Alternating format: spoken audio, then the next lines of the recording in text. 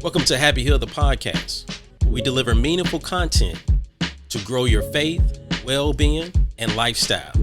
Hey neighbor, I'm your favorite neighbor, Jay Murray, lifestyle coach, inspiring others to develop self-worth through leadership applications that will enable them to live in purpose. Welcome to the neighborhood. Happy Hill, the podcast.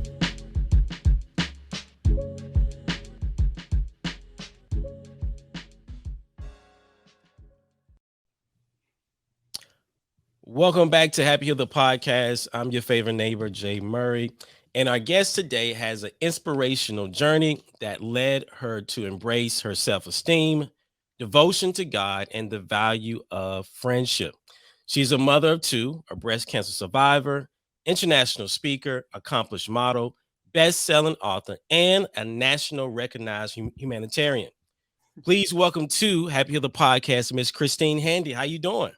I'm doing very good. We planned this a long time ago, so I'm excited for today.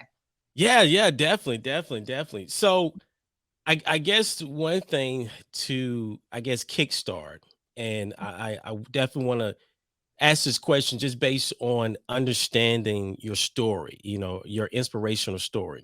Again, this is Happy Hill, the podcast, School of Leadership, to where, we want to talk to individuals about leadership. And I think one of the biggest leadership development is ourselves, and how different things that we go through allow us to develop these qualities, whether it's perseverance, whether it's pivoting, whether it's managing change, managing challenges. So tell us a little bit about your story. My story started when I was very young, and I started modeling as a child. And so over the course of my life, my external value was what I was taught to covet, love, adhere to, flaunt, use transactionally. And so what happened was those developmental stages of where I was trying to learn who I was and do introspection as a teenager or young adult, those I just skipped right over those. Never got into it. And so I made decisions based on that transactional life. Like, for instance, in the modeling world, it is, if you do this for me, I'll do this for you, whether it's a photographer, whether it's a modeling agent. And so that's kind of how I grew up. That's kind of how I was taught how to live in culture or society. And so when I started to have health issues, starting at the age of, really 28 and then 35 and then 41, and my beauty was stripped away from me, which I thought was my only value in society. I questioned my worth, right? Because if you only believe that you have external value and you have no internal value, then when it's taken away, which if you covet things that can be taken away, whether it's things or bags or cars or an address or people, those types of things can be taken away. But if you covet those things, then the fall is much deeper, right? Yeah. And so when I was diagnosed with breast cancer and my external value was stripped away, I thought I had no worth in society and I thought nobody would love me. And so I went from that and going through 28 rounds of chemotherapy, which left me many nights on my bathroom floor, vomiting the whole night. And really, there were many nights during chemotherapy that I wasn't sure I would wake up the next day. But it was during that time, which was, I guess, what you would consider real leadership, perseverance, grit, and determination. I decided that in those moments, in that alone time, that space, right, of isolation, that I was going to learn about who I was. And I started to ask myself questions, even in the depth of despair, like, okay, who are you? Like, if you get through this, what do you want to do with your life? And so it was months and months and months of that and months of chemotherapy. And I also changed what I was listening to. So instead of watching E-News, instead of turning on E-News, I'd turn on a podcast about faith-based, not necessarily religion, but spirituality and how to become more spiritual. Because I figured if my stronghold couldn't be of things of this world, then I would have to figure out what the stronghold would be, right? And I realized 100% there's no U-Haul behind the hearse. So all the things that I was coveting, all the things that I was carrying that I could no longer serve me, that was not going to help me in my future life. Yeah. And so many of the things so many of the dreams that I had for many, many years, I never did because my self-esteem was not built on any internal value. It was Yeah. built on sand. It was built on quicksand. And so, and that'll never serve you right because we all age. Yeah. There's always somebody smarter. There's always somebody more beautiful. There's always somebody younger. But if you don't face that and you have your stronghold on those things, then you're always going to fall. Yeah. And Yeah. and so so I got through chemotherapy and I wrote the book, right? The book that I always wanted to write. And Hmm. then I started to speak. I became the speaker and I decided that yes, I did have a voice, even though for 41 years of my life, my self-esteem didn't dictate that I had a voice. Hmm. I started to ingest, okay, you have a voice. And even though I didn't really believe it at first, I started to believe it more over time because I started to constantly say it. And then I started to take the thoughts that I had captive and all the thoughts of you're unworthy, you're not good enough, nobody will love you. Those thoughts I stopped, not immediately because it takes a long time to cut those out, especially if you've been telling yourself those for years and years and years. And so I started to change those thoughts again, even though I didn't believe the new thoughts, I started to practice the new thoughts until I believed it. So all of these things, right? The self talk, which is critical, what you listen to from other friends, family, TV, news, podcasts, all of those things had to change for me so that I could change what my strongholds were. And when I rebuilt my life, I knew that my self-esteem was unstoppable. And when I had that self-esteem, then I applied to Harvard and I went back to school. I wrote the book. I became a speaker. I started modeling again at 48 years old because I was like, well, you know what? I'm going to start modeling now because I have no chest. And if society doesn't accept that, then I'm going to make society accept it Hmm. because I'm going to keep going. And rejection didn't make any difference anymore because Mm. when you build your life on self-confidence, nothing can take you out, right? Yeah. And so and so I think for me, the pivot was a complete overhaul of everything that was ingesting, everything that I was talking, my self-talk, other people's self-talk, everything that I was hearing. What I had a complete overhaul. And that's what changed my life. And what I have accomplished since breast cancer, since the most traumatic thing that I've ever gone through, is so much greater than the 41 years prior to it. And Hmm. so many people get stuck and paralyzed with illness and say, I can't move on. I can't stop suffering from the trauma, which, by the way, I understand that feeling, but we're the only ones that can get out of that. We Yeah. can't expect doctors to get us out of that. We can't expect other people to get us out of it. Yeah. We have to do the work. Yeah. Yeah. Wow. I guess we can end the show right there. Very inspirational story. I want to take a couple ways to kind of really break some of that down and really pull out some of the big nuggets that you just spoke about. Is again, you start really paying more attention to what you put in your body, your mental, your Yeah. physical, as well as your spiritual, right? And to your point, hey, your talk track. What are you telling yourself? Believing in yourself. One Right. thing I want to go back, and I would love to hear your thoughts, but from perspective, knowing what you know now, right? And what, Mhm. what I mean by that is I believe that there's certain times in our life when we're going through those painful moments Yes. that instead of trying to resist it, we should really shift our mind to now be comfortable being uncomfortable, you know? Yes. And as you was mentioning, hey, that you've been on the floor, going through your chemo treatment and Yep. going through those pains, and at that moment, you was able to really find Surrender. who you surrender. Oh, I love that word, surrender. Yeah. And that may be again, we think about how would you overcome those moments, and you just said one word like far as surrender. Was there anything else helped you to at that moment stop the resistance, but allow it to flow and learn and now be comfortable being uncomfortable? Well, I didn't think that it could get much worse. I mean, I was bald. I had no hair. I had no self-esteem. I had young kids, and I had no idea if I was gonna live or die. Mhm. So, I mean, there was not much more to fall, right? Yeah. And when you are at your breaking point, when you are at your lowest, you have to make a choice, right? It's either I'm gonna stay in this mud, in this victim mode, Yeah. or I'm gonna be victorious, and I'm gonna use this pain to help other people so they don't feel as bad as I do right now. Mhm. And that's literally how I felt. I never wanted anybody to feel as low as I felt. And if I Right. could teach women, if I could teach people to work on their self-esteem, to really take captive those thoughts, to really take inventory of who is surrounding you, then I could prevent somebody from feeling like they had no worth in society because of what they looked like. Yeah. And that was my goal. Yeah. Did you ever think about, there's a couple things that just come to mind. This is good. This is good.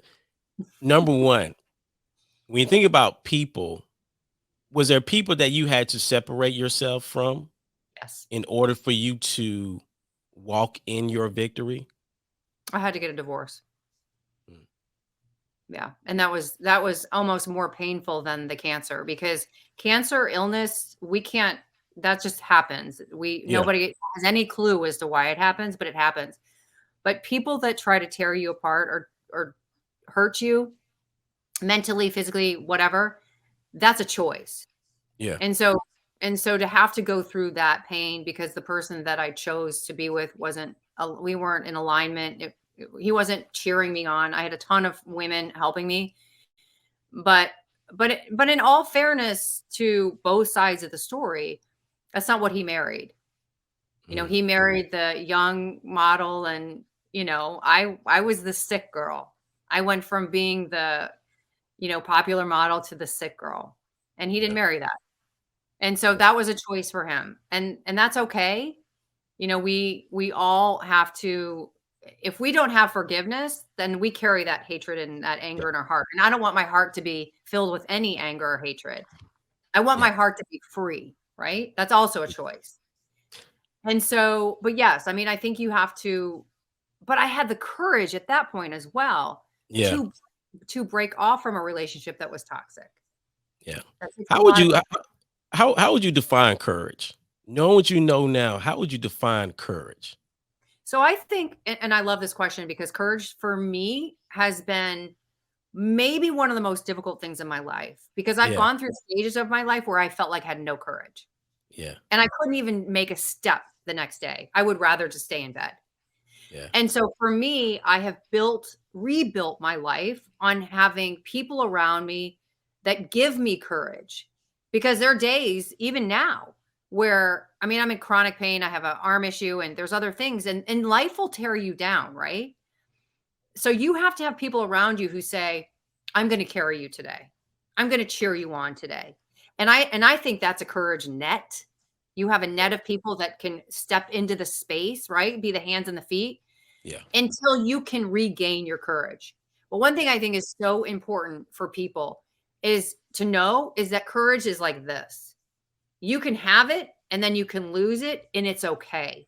Yeah. But know that you can borrow it from other people. And that's maybe the most important thing that we can talk about. Yeah.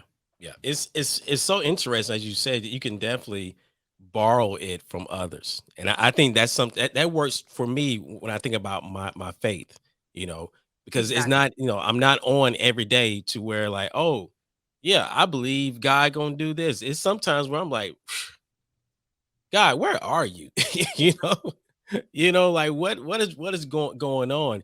And I thought about that a couple months Yeah. ago about the word courage.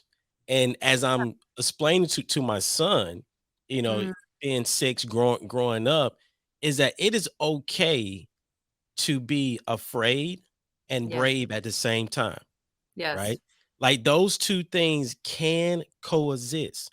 And I think the in between, brave and fearful is the Yeah. courage, right?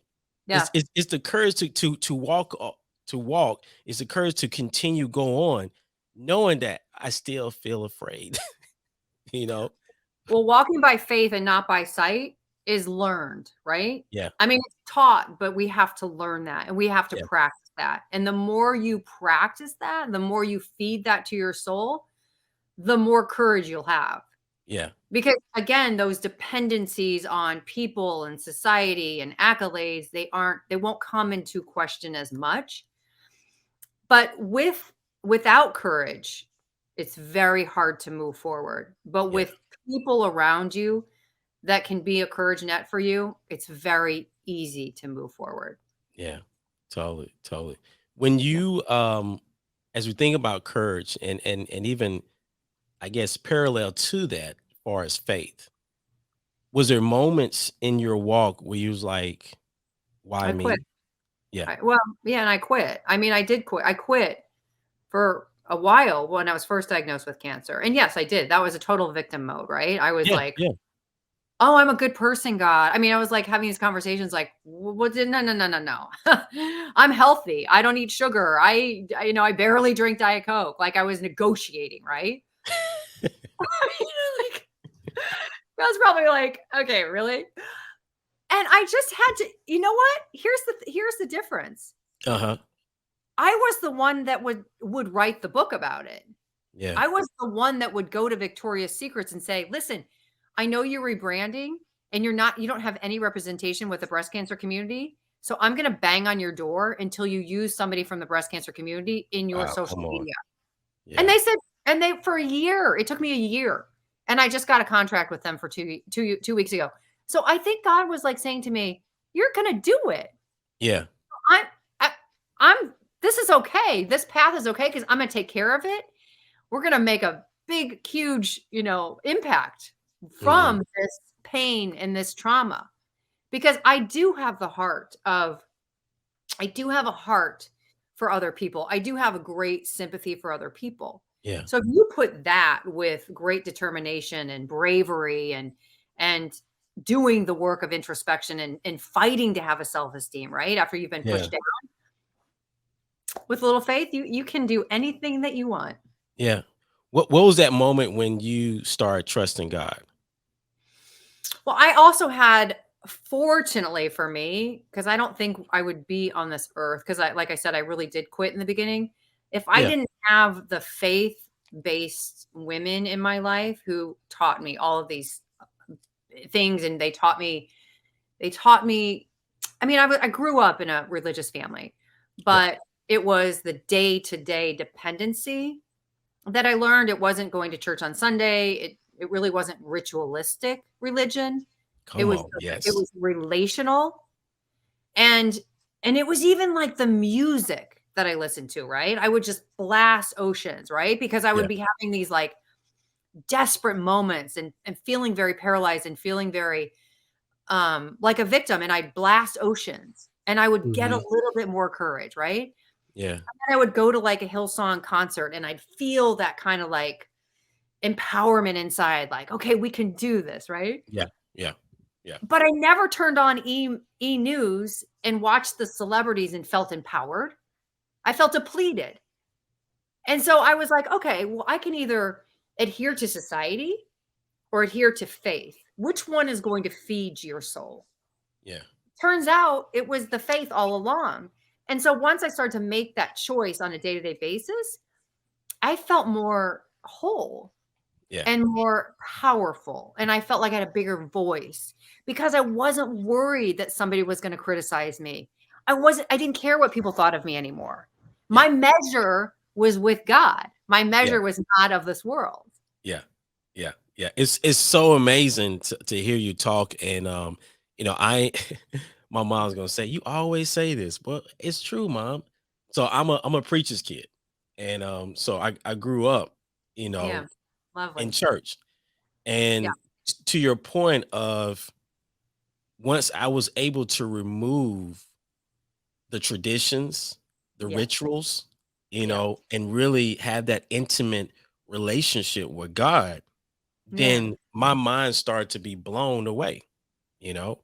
And Yeah. to your point, that day-to-day dependency, that a day-to-day surrendering, that you do, Right. and then you offer yourself up to God. how God continues to fulfill you, right?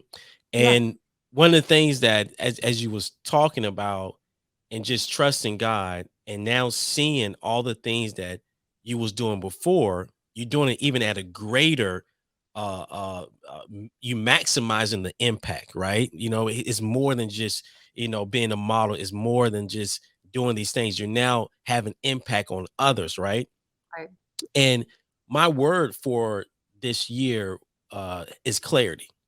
Mm. And I am now starting to realize, because the founding verse that I put towards that was in Proverbs, trusting in the Lord with all your heart, And lean lean out not on your on own your understanding. own understanding, and always submit to him, and he will guide your paths. Yeah. So I love it. one thing I was looking for God in clarity is like, hey, tell me when to turn, tell me when to do this. That's what I was at first seeking God for clarity to tell me what I need to do.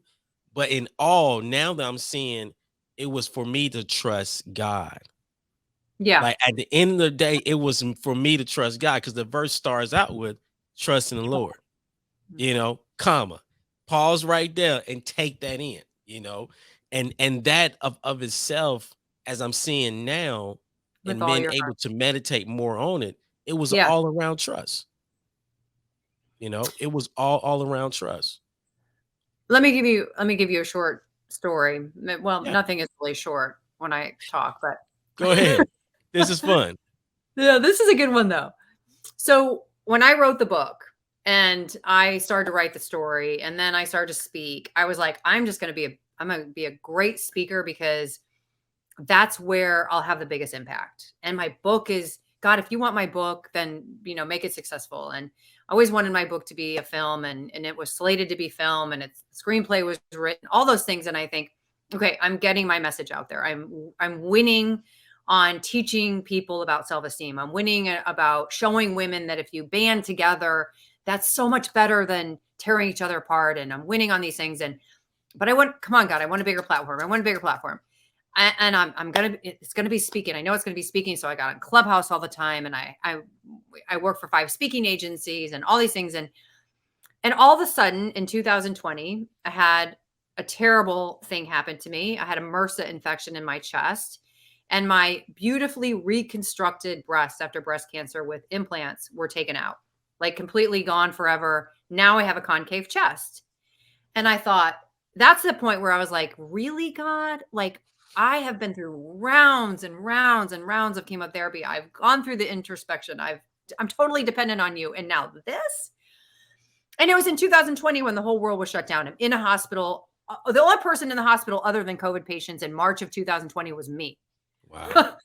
And then in April of 2020, me, and then June of 2020. So I'm in the hospital and I'm doing speeches from the hospital bed, and I've got an IV in my arm, and I'm like, okay, I'm the speaker. I'm gonna keep going, guy. I'm gonna keep going. And I get out of this mess with a concave chest, and it takes me months to go into my closet, because I have no chest, and I have no idea what that looks like.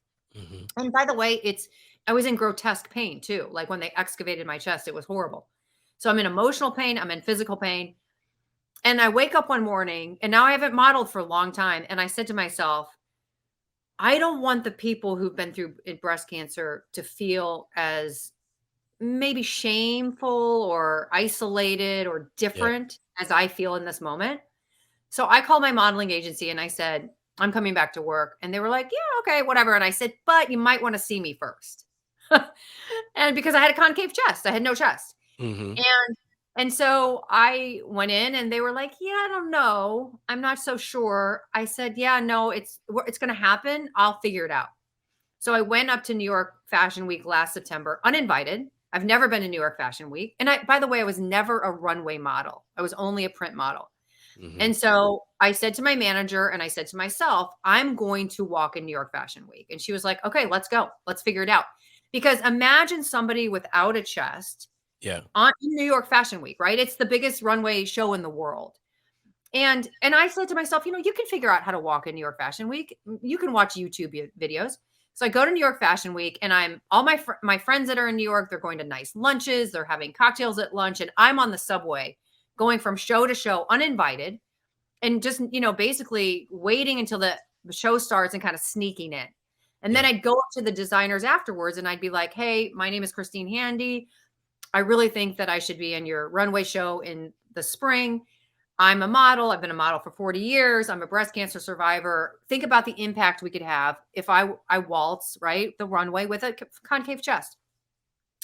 And and my friends were cheering me on. My friends were like, "You go, girl. You do your thing. You go, girl." And I was like, I'm just going to try." Because it didn't matter to me anymore if they said no, Yeah. right? Because rejection didn't matter anymore. I think so often our pride and our ego get caught up in, well, what if they say no? What if I don't get Yeah. in the show? Whatever. And I don't care if I don't get in the show. So 4 designers said yes. So in February, this past February, I walked in New York Fashion Week for 4 Oh, shows. wow. 52 years old, concave chest. Fast forward a few months, right? And now people are looking at me like, oh, she's for real, right? She's for real. This girl has great faith, right? In herself, but also, of course, in God. Because here's the thing. God didn't have me as the speaker.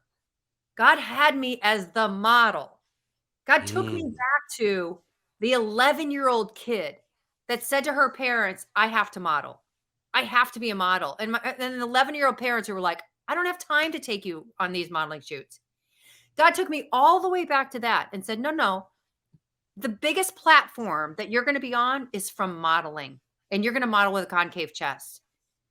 So faith, leaning into that faith of what is not seen, he's going to dictate where you go. yeah. I'm not known as a speaker. I'm known as a model. And I'm Yeah. not known because I was a model for Guess 25 years ago, or I was the model after Claudia Schiffer 25 years ago. I'm known as the model with the girl who has the concave chest. That's God. He Yeah. led me. He directed me. And I had no idea which direction I was going. He paved the way. Wow. Wow. Such an amazing story. One question that you kind of mentioned this and kind of provided some how to's, but I wanted to do it from the lens of if you're telling someone now that may be going through some challenging times and have a dream and they're going out and they're putting one foot in front of the other, but they're experiencing some rejections. How do you or what would you say to them for those that are experiencing rejections as they go after their dreams and their aspirations? More people said no to me than people said yes to me. It's a self-esteem issue. Yeah. And if I didn't rebuild my self-esteem, I would have never gone up to New York Fashion Week to begin with. I would have sliced my self-esteem open. I would have said, "You're uninvited. You're not young enough. You don't look like those other models. They're going to say no. You don't have a chest. You don't look like another woman." And I would have said to myself, "I'm not going." But I was built on faith. I was rebuilt on faith. And so I wasn't you have to rebuild on something that is substance, right? If Mm, you build your life on worrying about what other people think, or if you build your life on worrying about, let's say, the outcome. yeah. Like when I was going through chemotherapy, when I was fixated on, oh my God, am I going to live? Am I going to get through this? Am I going to be able to be this mother to these kids? Every day I was fearful. But when I said to myself, okay, the only thing I can do throughout this chemo process is show courage today for myself, and the grace will come tomorrow. And if Wow. I don't live, it's not my plan. Yeah. And so if you get rid of the outcome, then the fear goes away. Yeah.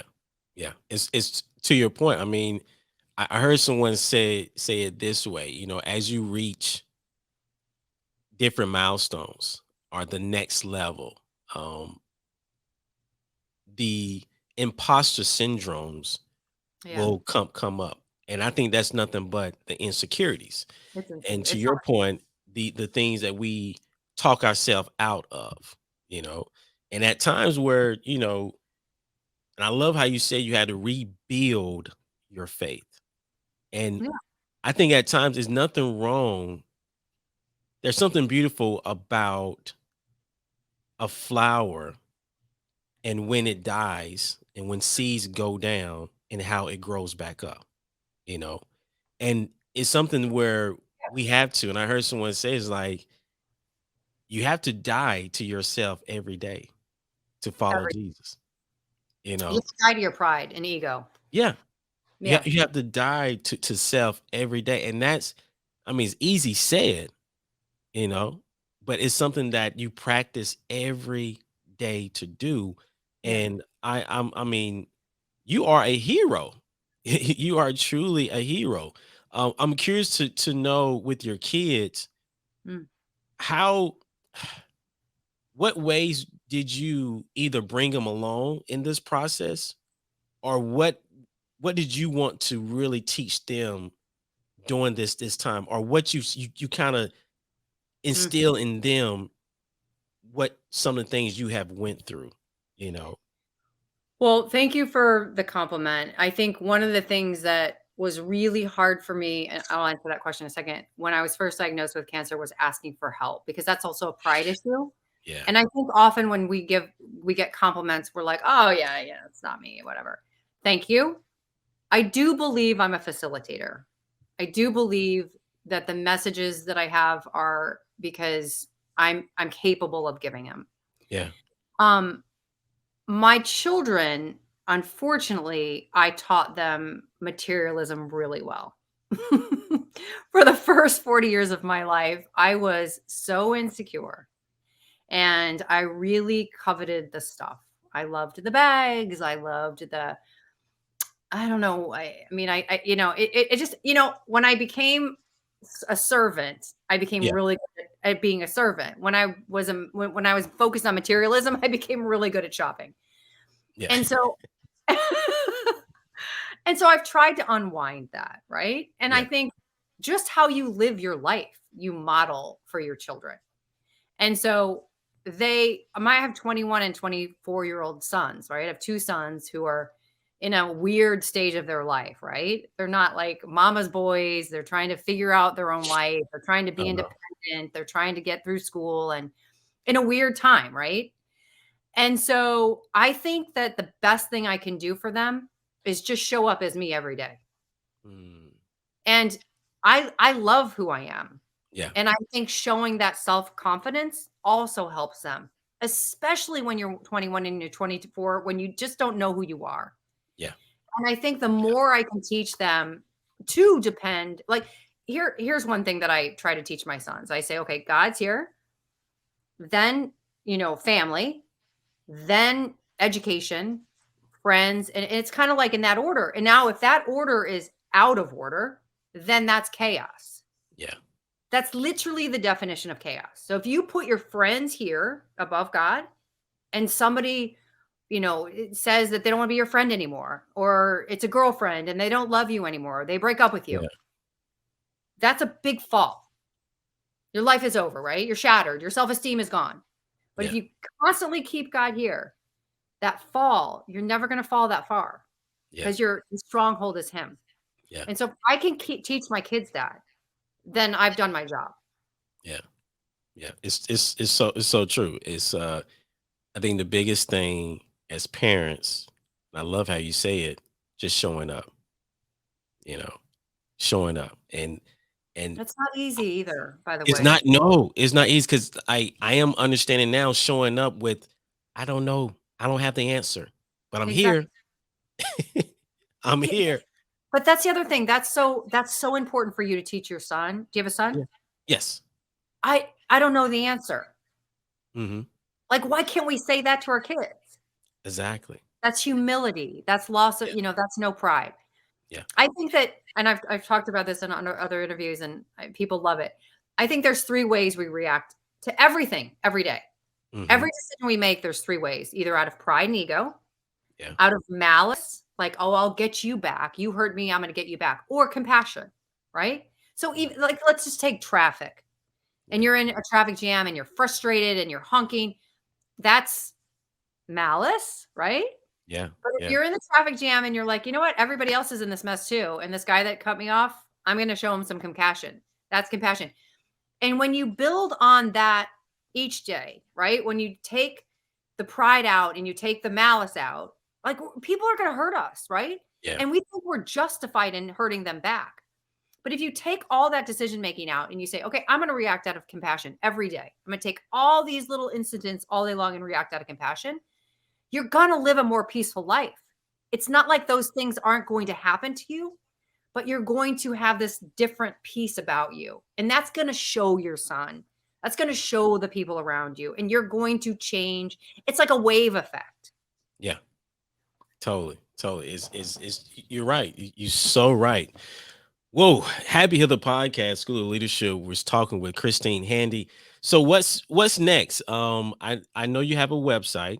Where can people get more information about certain things you're doing, or what do you have coming up?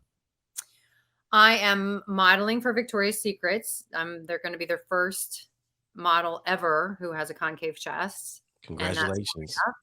Yeah, I'm excited about that.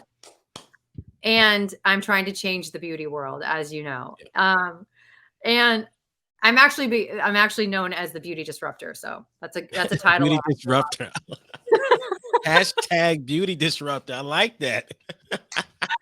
I am the cancer disruptor and the beauty disruptor. So I said on my Instagram recently, I said, okay, well, I'm the beauty disruptor, I'm the cancer disruptor, and I'm called the honest Instagrammer. So what other titles can we have, right?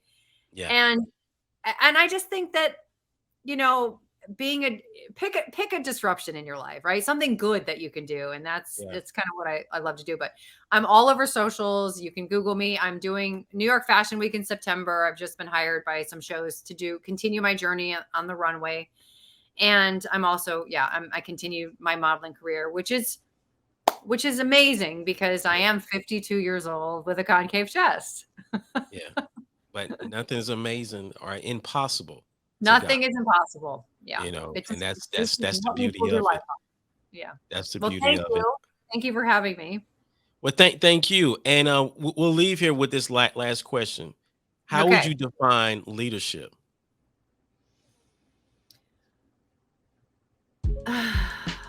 Well, how do I define leadership in my life is I am who I am every single day. All day long, I am who I am.